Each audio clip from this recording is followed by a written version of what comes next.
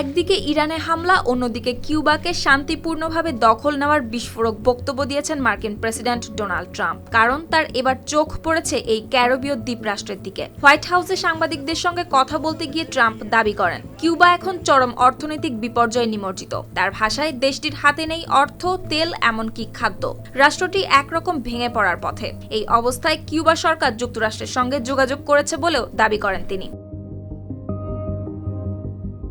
Trump স্পষ্ট ভাষায় বলেন, কিউবা সরকার যুক্তরাষ্ট্রের সঙ্গে আলোচনা করছে এবং সম্ভবত কিউবাকে একটি শান্তিপূর্ণ প্রক্রিয়ায় দখল করা হবে। তিনি আরও জানান, মার্কিন পররাষ্ট্রমন্ত্রী মার্কো রুবিও এ নিয়ে খুব উচ্চ পর্যায়ের কাজ করছেন। কিউবাকে ব্যর্থ রাষ্ট্র আখ্যা দিয়ে ট্রাম্প বলেন, দেশটির রাজনৈতিক ও অর্থনৈতিক কাঠামোয় দরকার আমূল পরিবর্তন। তবে কিউবা সরকার এই দাবি প্রত্যাখ্যান করে জানিয়েছেন, যুক্তরাষ্ট্রের সঙ্গে কোনো উচ্চ পর্যায়ের আলোচনা চলছে না।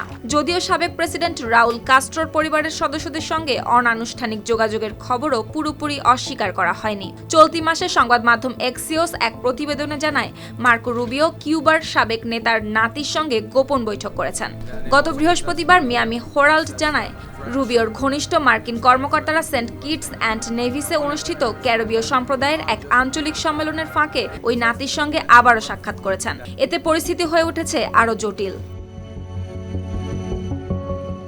এদিকে ফ্লোরিডা থেকে যাওয়ার পথে একটি স্পিডবোট কিউবার জলসীমায় প্রবেশ করলে নিরাপত্তা বাহিনীর গুলিতে 4 জন নির্বাসিত কিউবার নিহত হওয়ার ঘটনায় দুই দেশের সম্পর্কে করেছে আরও উত্তপ্ত।